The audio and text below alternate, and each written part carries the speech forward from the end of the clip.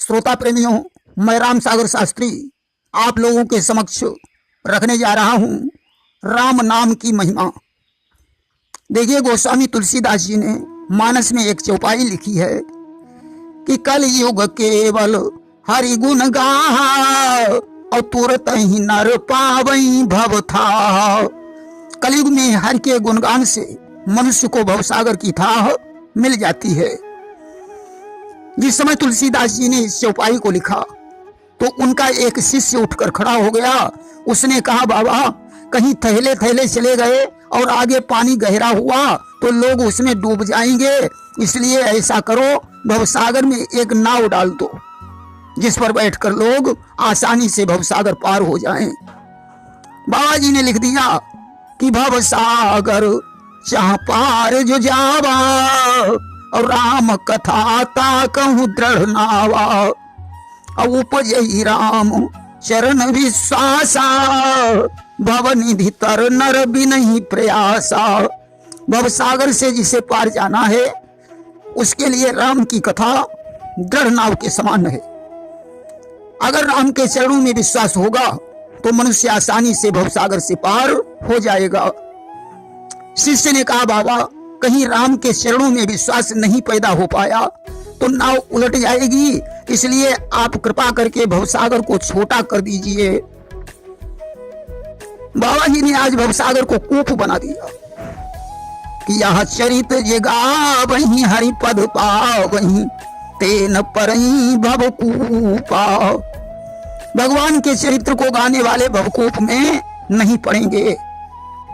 शिष्य ने कहा, बाबा कभी कभी कूप में भी लोग डूब जाते हैं, इसलिए भवसागर को और छोटा कर दीजिए। बाबा जी ने भवसागर को गाय के खुर के इतना कर दिया कि जो या प्रभु चरित चित धरई और गोपद इव भवसागर तरई। जो प्रभु के चरित्र को चित्त में धारण करेगा वह गाय के खुर के समान भवसागर से पार हो जाएगा। शिष्य को संतोष नहीं हुआ। उसने कहा, बाबा गड्ढा गड्ढी भी ठीक नहीं, ऐसा करो भवसागर को जीटी रोड बना दो। बाबा जी ने लिख दिया कि नाम लेत भव सिंधु सुखाही और करिए विचार सुजन मन माही। कलयुग केवल नाम आधारा और सुमेरी सुमेरी नर उतर ही पारा। भगवान का नाम लेते ही भव सिंधु सूख जाएगा। कलयुग में केवल नाम ही आधार है। आज तो राम का नाम लेकर मनुष्य भवसागर से पार हो जाएंगे। देखिए, यही बात जब राम की कथा में एक पंडित जी ने सुनाई तो यमुना पार की एक ग्वालिन ने सुना। उसने विचार किया कि हम नाव से रोज आते जाते हैं, अब मैं भगवान का नाम लेकर यमुना पार करूंगी। उसे विश्वास था कि भगवान का नाम लेने से भव सिंधु सूख जाता है, तो यमुना की तो बात ही छोड़ो। अब तो वह राम का नाम लेकर रोज यमुना पार करने लगी। एक दिन उसने पंडित जी से कहा, आप मेरे घर चलकर अपने चरण कमलों से मेरे घर को पवित्र कीजिए। पंडित जी ग्वालिन के साथ गए। ग्वालिन तो भगवान का नाम लेकर यमुना पार हो गई, परंतु पंडित जी यमुना की गहराई देखकर वापस लौट आए, क्योंकि उन्हें उपदेश देना तो आता था परंतु स्वयं उस पर विश्वास नहीं था। देखिए, राम और हनुमान का जब युद्ध हुआ तो हनुमान ने राम नाम का वृत्त खींचकर युद्ध जीत लिया। राम के नाम से पत्थर पानी पर तैरने लगे। राम ने तो एक अहिल्या का ही उद्धार किया, परंतु नाम ने करोड़ों पापियों का उद्धार कर दिया। कि चहु योग चहु श्रुति नाम प्रभाऊ और कलि विशेष नहीं आन उपाऊ। करऊं कहा लऊ नाम बड़ाई और राम न सकहि राम गुण गाई। कलयुग में राम के नाम से बड़ा कोई दूसरा उपाय नहीं है। राम स्वयं अपने नाम के गुणों का वर्णन नहीं कर सकते हैं। उल्टे नाम अमित प्रभाव। सीधे नाम की तो बात ही छोड़ो, उल्टे नाम में भी बहुत बड़ी विशेषता है कि उल्टा नाम जपा जग जाना और वाल्मीकि भय ब्रह्म समाना। उल्टा नाम जप कर वाल्मीकि जी ब्रह्म के समान बन गए। देखिए वाल्मीकि जी का नाम पहले रत्नाकर था कि रत्नाकर नामक दुजे का और कर्म न ज्ञान न भक्ति विवेका। रत्नाकर जाति से तो ब्राह्मण था, परंतु निकृष्ट कर्मी, भक्तिहीन और विवेक से हीन था। कि बन मग घेरी पथिक जो पावई और पद करी धन हरि मोद मनावई। जंगल के रास्ते में जो पथिक मिल जाता था उसे जान से मारकर उसका धन छीन लेता था। इस तरह से अपने परिवार का पालन पोषण कर रहा था। एक दिन की बात है, उस मार्ग से देवर्षि नारद जी निकल पड़े। एक दिवस नारद मंग पाए और दंड कमंडल वस्त्र छिनाए।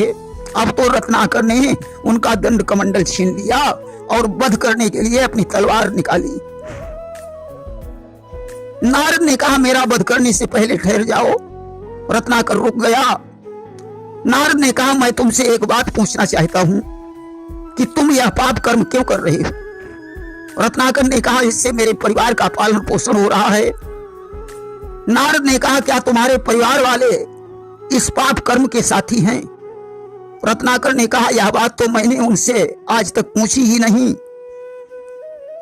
नारद ने कहा तो ऐसा करो, घर जाओ और घर वालों से पूछकर इसका उत्तर ले आओ। रत्नाकर बोला मालूम पड़ता है तुम बड़े चालाक हो और हम ही हटत तुम अवसर पई हो और जान बचाई तुरंत रम जई हो। मेरे घर जाते ही तुम यहां से भाग जाओगे, मैं इतना मूर्ख भी नहीं हूं। नारद ने कहा नहीं भैया ऐसी कोई बात नहीं है, अगर तुम्हें विश्वास नहीं है तो मुझे एक वृक्ष से बांध दीजिए। आज रत्नाकर ने नारद को एक वृक्ष से बांध दिया और घर पहुंचा। सबसे पहले उसने अपनी माता से प्रश्न किया कि हे मां, क्या हमारे इस पाप कर्म में तुम्हारी हिस्सेदारी है। कि मां तू कही मैं 9-10 मासा और राखे उदर सही बड़ त्रासा।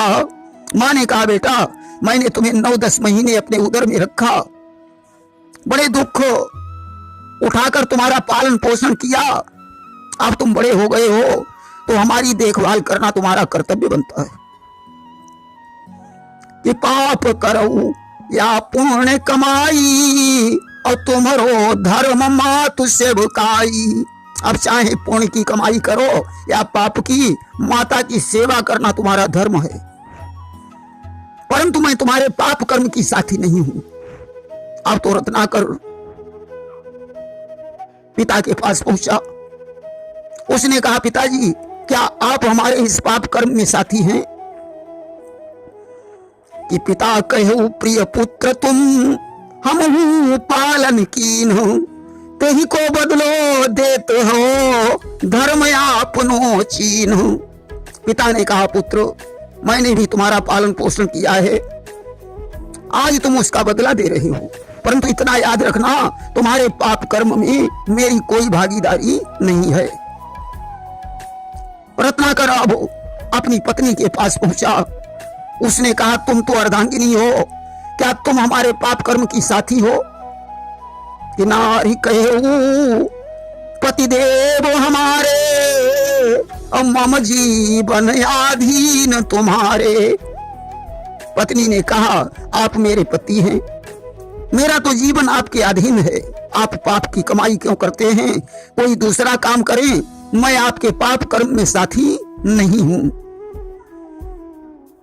अब तो रत्नाकर वहां से वापस हो गया, नारद जी के पास पहुंचा। उसने उन्हें प्रणाम किया, बंदी मोचन करके हाथ जोड़कर निवेदन करने लगा कि मैं ऐसे अधम करम बट मारा और कस हुई है उद्धार हमारा। अरे हमने अपने जीवन में तमाम प्राणियों को मौत के घाट उतारा है। हे मुनीश्वर अब हमारे जैसे पापी का उद्धार कैसे होगा। नारद ने उसे राम नाम का मंत्र दिया, परंतु रत्नाकर के मुंह से राम के बजाय मरा निकलता था। नारद ने कहा कोई बात नहीं, तुम मरा मरा ही जपो, इसी से तुम्हारा कल्याण हो जाएगा। अब तो जंगल में जाकर रत्नाकर समाधिस्थ हो गया, उसका शरीर मिट्टी से ढक गया, दीमकों ने अपना घर बना लिया। सजनों, भगवान की कृपा से वर्षा हुई और उनका शरीर धुल गया और वे वाल्मीकि के कारण वाल्मीकि कहे जाने लगे। एक बार वाल्मीकि जी नदी में स्नान करने जा रहे थे, वहां क्रौंच और क्रौंची के जोड़े में से एक निषाद ने क्रौंच को मार डाला। अचानक उनके मुंह से एक श्लोक निकल पड़ा कि मां निषाद प्रतिष्ठाम तुम गमः शाश्वती समः यत क्रौंच मिथुनादेकम अवधि काम मोहितम। हे निषाद, तुम प्रतिष्ठा के योग्य नहीं हो, तुमने काम देव को मोहित करने वाले क्रौंच पक्षी के जोड़े को फोड़ दिया है। यहीं से वाल्मीकि जी ब्रह्म के समान बन गए और कवित्व की शक्ति जागृत हो गई।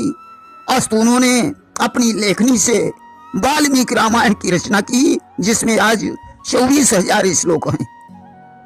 इसीलिए गोस्वामी तुलसीदास जी लिखते हैं कि उल्टा नाम जपा जग जाना और वाल्मीकि भय ब्रह्म समाना।